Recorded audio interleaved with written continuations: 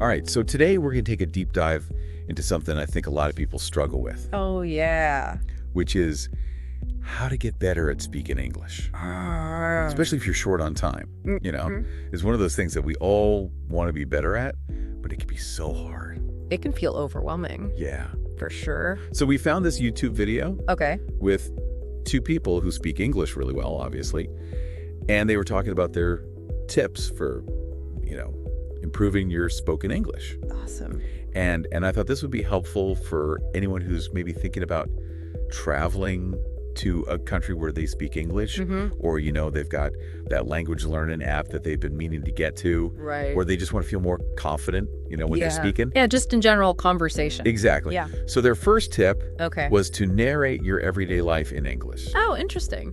which sounds a little strange. Right. But they were saying, ask yourself questions about what you're doing, Uh-huh. what you see around you, Okay. and then answer them out loud in English. Oh, I like that. Yeah. That's a good idea. So it's almost like you're practicing having a conversation, but with yourself. Right. And you're thinking in English, which is, I think, one of the most important parts Yeah. of becoming fluent. Yeah, because it's one thing to memorize vocabulary, Yes. but it's another to actually be able to use it. Exactly. And create sentences. Right. And express your thoughts naturally. Yeah, and it's like you're creating your own little immersive English environment, Yes. Exactly. which is what, they always say is really helpful for language learning. Immerse yourself in the language as much as possible. Yeah. Even if you can't travel to an English-speaking country, Right. you can create those experiences in your own home. Exactly. And you can imagine this being really helpful for things like, ordering food in a restaurant or asking for directions Yes. if you're in a place where you don't speak the language. Absolutely. And so then their second tip was to really focus on how native speakers pronounce words. Oh.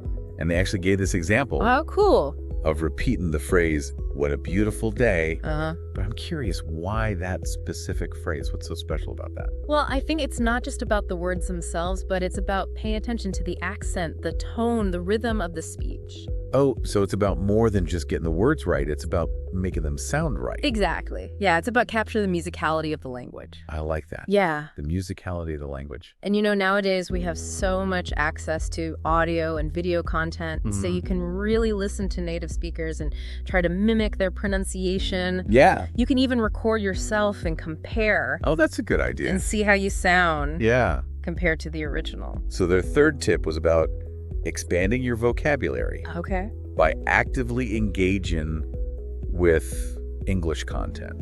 So I guess that means like reading more books and articles and things like that. Yeah. It does, but it's more than just passive reading. Yeah. They suggest actively looking up unfamiliar words, writing them down, and then this is key, using them in your own sentences. So you're not just learning the words, you're actually using them. Exactly. Gotcha. You're not just collecting them, you're putting them to work. Yeah, and the cool thing is you can tailor this to your interests. Absolutely. So if you're into sports, you can read about your favorite team. Right. If you love science, you can read about the latest discoveries. All right.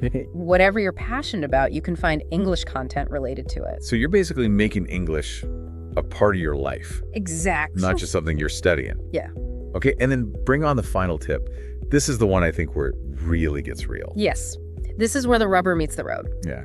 This tip is about practicing speaking with actual native or fluent English speakers. Okay, I can already feel the nerves. It's understandable, but Yeah. it's so important. Okay. And the video mentions language exchange programs, conversation clubs, Oh, yeah. online communities, Yeah. even finding a tutor or a friend to practice with. So there are a lot of different options. There are, and the key is finding what works best for you. Yeah.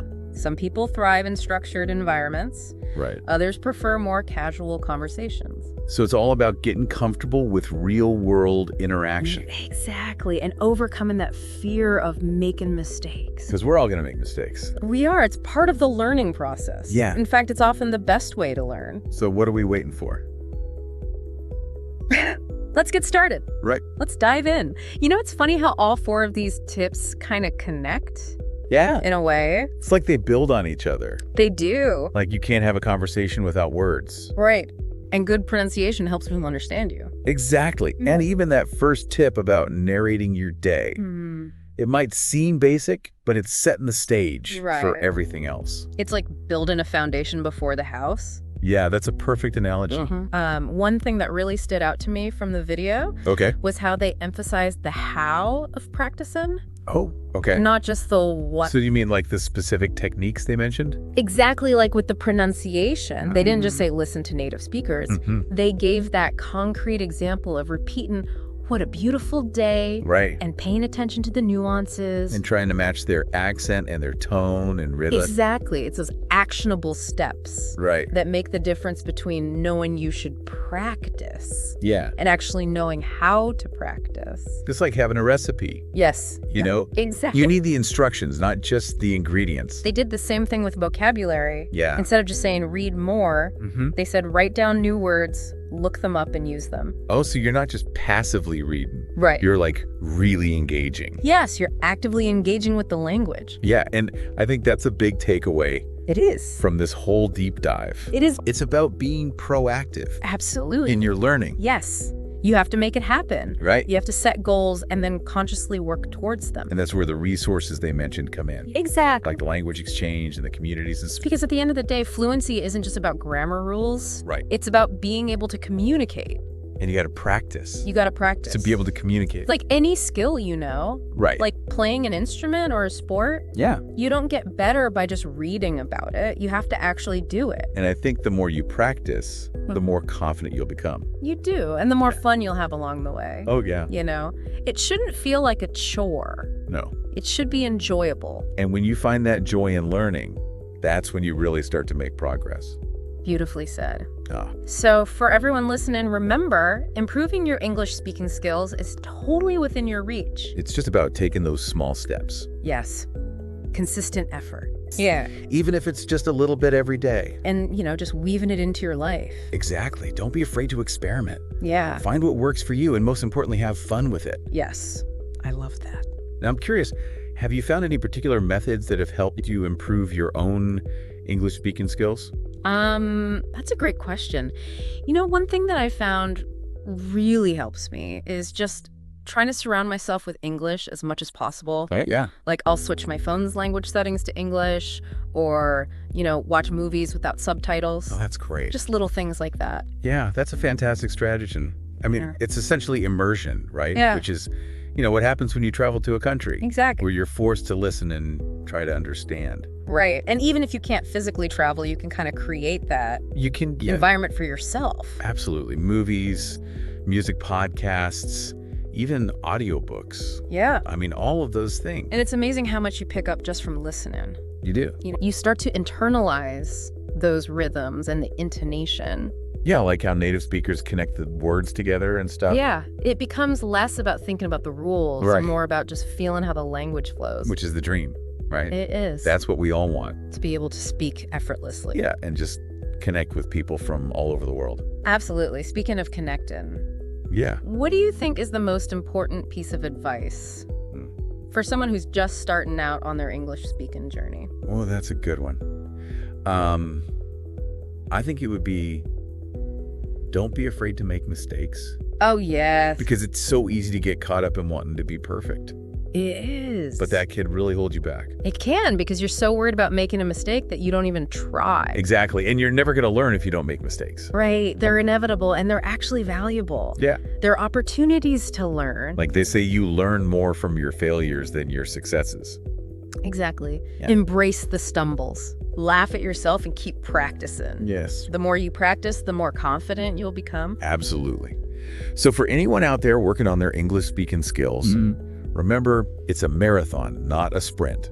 Yes. Be patient with yourself. Celebrate the small victories. Yes. And don't give up. We're cheering you on. That's it for this deep dive. We hope you found these tips helpful and inspiring. We hope. All right, so get this. Today, we're doing a deep dive with just one source, Oh, wow. a YouTube video. Can you believe it? But before you think, seriously, just one video, trust me on this one. Okay. This thing's jam-packed with all sorts of stuff about language learning and relationships, and it even gets into like life philosophy. So you're gonna want to stick around. I'm intrigued already. Yeah, so the video starts with this woman, Alyssa, talking about how she gets nervous speaking English. Oh, I can relate to that. Right, that feeling where your mind just goes blank. Totally. She nails it. It happens in so many situations, not just languages, you know? Yeah. Like anytime you try something new, Yeah. new skill, or you got to speak up at a meeting, or even just share something you created, you always get that little fear of messing up. Yeah, and Alyssa, she specifically talks about the fear of failure. Oh, absolutely. That fear can be so paralyzing. But Right. here's the thing, mistakes are actually how we learn and grow. That's so true. Think about babies, right? They don't just start walking perfectly. Yeah. They're stumbling and falling and getting back up again and again. It's all part of the process. And it's through those stumbles that they get stronger and more coordinated. Exactly. It's the same with anything we're trying to learn. Anything you want to master. So the video really pushes this idea of pushing past that initial hesitation. Like that's how we actually improve, by being willing to make mistakes. You know, it's like our comfort zones. Right. They're cozy and all, but they can really hold us back. Yeah. Real growth happens when we push those boundaries, step outside, even if it feels a little scary. It's worth it though. Definitely. Okay, so Elisa is working on her English, and she asked this question. How can I speak more fluently? Ah, the fluency question. Now, the video mentions practicing with native speakers. Right, which is great advice. Absolutely. But there's more to it than just that, I think. There is, right? Fluency goes beyond just knowing all the words and the grammar rules. It's about more than that. It's being able to express yourself naturally, understanding the cultural nuances, Yep. even feeling confident in your pronunciation, you know? It's like really owning the language. Exactly. It's like learning to play an instrument you wouldn't expect to pick up a guitar for the first time Right. and flawlessly play some complex song. No way. It takes practice, making mistakes, refining your technique. It's a process. So find those language partners, join a language exchange group. Yeah, get out there and practice. Practice. Yeah. And remember, fluency is a journey. It is. It's not a destination. You're always going to be learning and growing. So true. Okay, now here's where things get interesting. Okay. We suddenly switch gears from language learning to relationships. Oh, interesting. Elisa and the other person in the video, Ellen, they start talking about how relationships, all kinds of relationships, can teach us so much about ourselves and about other people. I love that, you know, it's fascinating because relationships really are like these little windows into how we connect with others. They reflect our values, our communication styles, how we deal with conflict, intimacy. And each relationship, romantic, partner, friend, colleague, they all offer different lessons, Right. Unique lesson. opportunities to grow. They do. And they talk about how in the video, even though sometimes those lessons can be tough, they ultimately make us better versions of ourselves. It's true. Challenges in relationships can force us to confront our own blind spots. Yeah. We learn better communication, develop empathy and understanding. Totally. Even those uncomfortable experiences help us grow, deeper understanding of ourselves and others. And I love this part where Elisa says, it's comforting to have friends like you to share these experiences with. Oh, that's nice. Right. It emphasizes how important it is to have a support system. It is. That sense of connection is crucial, knowing you have people you can talk to, confide in, Yes. who understand and support you. It makes those challenges feel less daunting. Now, Alyssa asks this question, and I bet a lot of us have thought about this too. Okay. How do you know when someone deeply loves you? That's a big one. Right. Especially in today's world where things can feel so uncertain. It's a timeless question, and there's no one-size-fits-all answer, but the video gives some insightful clues. They talk about prioritizing each other's needs, making sacrifices without expecting anything in return, feeling that deep sense of trust. Trust, respect, admiration. Yeah, all of that. It's like when someone truly loves you, your well-being matters so much to them. It does. They want you to be happy. They support your dreams. They do. They're willing to compromise to make the relationship work. Absolutely. But it's not just about actions, you know? It's also about that gut feeling. How does it feel to love someone deeply? It's a mix of emotions, joy, contentment, passion, a feeling of security, belonging. It's deep. But it's also about that deep connection, mental and emotional level. Wow. You understand each other, you appreciate each other's quirks. You enjoy spending time together. Exactly. And then Ellen brings up this really interesting comparison. Okay. She talks about old-time love, like what our grandparents might have experienced. And she compares that to love in the modern era. Oh, that's interesting. She points out that back then, They didn't have all the technology and distractions. Right. No dating apps, no social media. Exactly. Constantly bombarding us with potential connections. So it makes you wonder. It does. Were relationships really that different back then? Yeah. Or are we just romanticizing the past? It's a great question. And the video doesn't really give a definitive answer. It doesn't, but it definitely makes you think. It does. But regardless of the era, the video emphasizes that some things never change. Communication, trust, mutual respect, those are the foundations for any strong and lasting relationship. The core ingredients, no matter what. And that brings us to the end of part 1 of our deep dive. Wow, who knew one YouTube video could spark so many conversations? But hold on, we're not done yet. There's more to this video than meets the eye. Oh, there's more. Yeah, it's like this video just keeps unfolding. Okay. Like peeling back layers of an onion. And each layer has something new and interesting. I like that analogy. So in this next part, Elisa shifts gears a bit and starts talking about her own life. Okay. Her goals, the advice that's shaped her along the way. Interesting. And it really gets to the heart of what we're all trying to figure out, right? Navigating challenges, figuring out what we want in life, growing as people. Yeah, those big questions. Exactly. And she shares the best advice she's ever gotten. And it's so simple. Oh, what is it? She says, never stop learning and growing as a person. I like that. Short and sweet, but powerful. Right. Sometimes you just need that little reminder. You do. It's easy to forget. To actually apply it. It is. And it's about more than just school or work. Yeah, it's bigger than that. It's a way of life, constantly engaging with the world, expanding our understanding of everything. Ourselves, everything around us. And in a world that's changing so fast. Yeah, it feels like everything's changing all the time. That kind of mindset, that's what we need. It is. Being adaptable, staying curious. Knowing there's always more to learn. Always something new to discover. And speaking of new things, Elisa talks about wanting to study abroad. Oh, wow. Which I think is a perfect example of what we're talking about, stepping outside your comfort zone. It is, experiencing something totally new. Right. Immersing yourself in another culture. Challenging your assumptions, seeing the world differently. And remember we talked about those comfort zones, how cozy they are. Yeah, but how they can hold us back, too. This is like taking a giant leap out of that comfort zone. It is, and the benefits go way beyond just academics. Oh yeah, for sure. It's about resilience, adaptability, connecting with people from all walks of life. You gain so many life skills. Navigating the unfamiliar, being independent. Gaining confidence, knowing you can handle whatever comes your way. It's like a crash course in personal growth. It is, all while exploring a new part of the world. So think about it, this one video. Yeah. We've talked about the struggles of learning a new language. We have. The ups and downs of relationships. All the different layers. And now the power of stepping outside our comfort zones and never stop learning. Pretty amazing, right?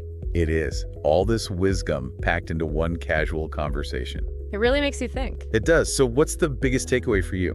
For me, it's that learning and growth, they're like two sides of the same coin. I like that. They go hand in hand. The more you learn, the more you grow. And the more you grow. The more open you become to new things, new experiences. And that openness leads to even more growth. Exactly. It's a beautiful cycle. It is. So here we are wrapping up our deep dive into this YouTube video. And it's amazing to think about everything we've unpacked. I know, right? From language learning to relationships to personal growth, it's been quite a journey. And all from just a casual conversation.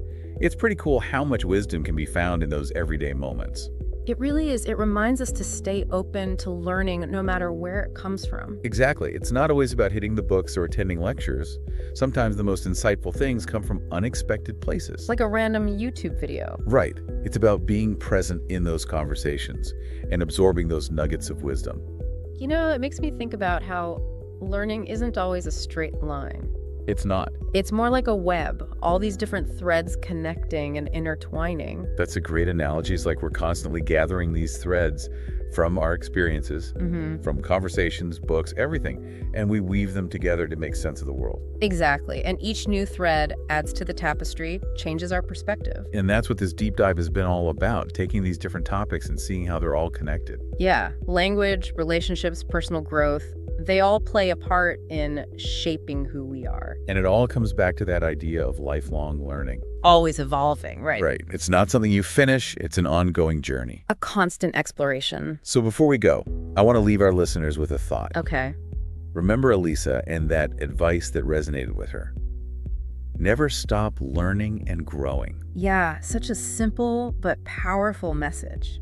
It is. So think about this. What's one piece of advice that's really stuck with you? Something that shaped your life in a meaningful way. It could be from a mentor, a friend, a family member, or even something you read somewhere. That really clicked with you. Exactly. Take a moment to reflect on that advice and how it's influenced your journey. And if you feel like sharing, we'd love to hear your stories. Head over to our social media or website. Let's keep the conversation going. Because learning is a shared adventure, and there's always something new to learn from each other. That's the beauty of it. It is. So thank you for joining us on this deep dive. Until next time, keep exploring, keep learning, and keep those aha moments coming. And never stop growing.